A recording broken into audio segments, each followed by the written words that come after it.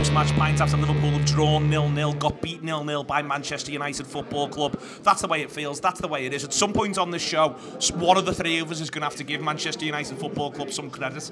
I may well do it. They cut off passing lanes brilliantly. They defended for their lives. They were manful. They were brave. It was like one of the best League One sides I've ever seen, getting a money-spinning replay at Anfield by some distance. They had it all, but they also did do a really good job. They do a bit of a number on Liverpool, Phil.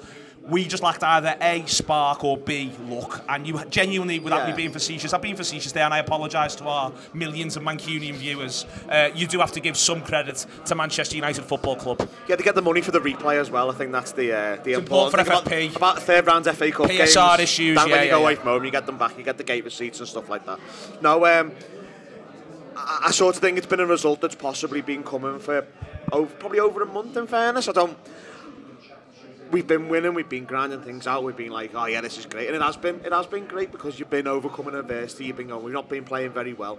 There's two ways it goes when you're not playing very well and winning. You either need to start playing well, or you'll stop winning. And that's sort of what happened there. I don't think we were terrible, to be honest. I think we were all right, and we came up against a team with a game plan, and we just didn't quite have the guile to get past them. I'm a bit concerned. I'm seeing a lot of people naming any of the front three, and I'm just not seeing it with the front three, to be honest. They are not getting the ball in the right positions for me. Philip, we are not. Chris, you might get in a minute. Tell me about this. For me, I've got a massive. I think so. Szoboszlai, I think, plays really well at Sheffield United, but because he grafts and he works and he shows so much courage. He was really deep today. I don't know if you got onto how deep he was first half. He was deeper than Trentford at the first half. And I'm quite. I think Gravenberch does his best thing in the whole match and then goes off injured straight away. Yeah, absolutely. I've got a real problem. I don't think we're progressing the ball very well through the thirds, and I can understand why people are getting frustrated with the front players. But there's times where it's taken so long to get to them, and they're making early moves, and that's all. And they've got four defenders in front of them. Like, when was the last time you looked at Diaz or Nunes and Salah, and you were like, oh, I was excited we were going to score? Then there was once today. I don't really remember one against Sheffield United. Maybe there was the Nunes one. Nunes the keeper made himself quite big and made it quite hard. Don't remember anything really of any note at Palace, to be honest. I know Salah scores, but it's a deflected shot through bodies for him, a mad breakdown of play. Diaz similar. There's just not been any of that, and it's not 1 or 2 games now. It's a long-term thing, and I think it's not a problem for the players to work out. It's a problem for the manager to sit down and look at and go, right, there's something not quite right here, we need to tweak it. It's not a terminal problem. It's not it feels to me, and I will bring Kristian in a minute, it feels to me like there's a little thing that you do sometimes where, so it was in the past that the way we functioned was the midfield three create a platform for the fullbacks and a platform for the front three, and that's what it was there to do. You can't currently create a platform for the fullbacks. No. Shimaka's is not Robertson, and I actually think Shimaka's is a bit of hard lines a couple of times today. Where if he was Robertson, people would have passed to him when he was in the game. Absolutely. Both Salah and Nunes would have passed to him. If he was Robertson, he'd been brought into the game in the box, but he's not Robertson, so he's not allowed to be that creative spark or fulcrum. And we can talk about the rights or wrongs to that, but there's practically what's happening on the pitch. And then you've got the idea that the right back constantly inverts, and I think one of the reasons we look more dangerous with Gomez is we actually treat Gomez like Trent of 2018, and then this platform thing where the midfield are being a bit pitch bigger, but also the midfields are being artisans rather than artists. Makes a bit more sense when they can go the right back because he's made the pitch bigger, there's more space, and he can do something with it. And to me, Phil, that's sort of the core tactical thing.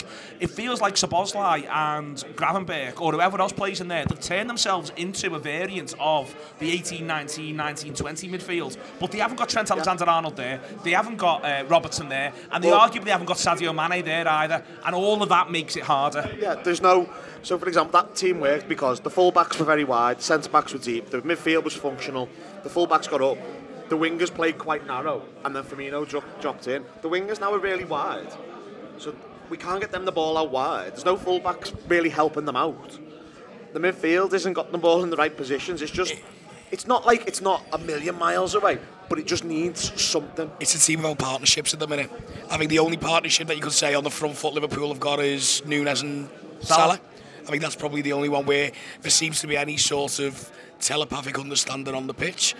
As you said with Tsimikas, he's not really. I think Tsimikas individually has a really good game. I think there are a number of players who individually have decent games today. That's a really fair point. I agree.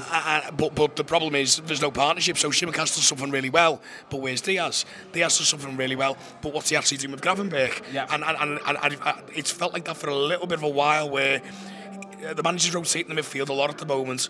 The way we end up in that midfield, where there's Elliott, there's Gakpo, there's Trent, and you're going, how have we ended up with this sort of midfield? There's he went 4-4-2. He did, but there was clearly a method to what he was doing.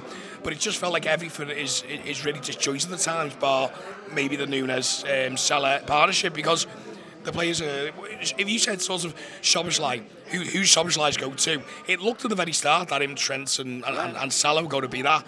That's gone.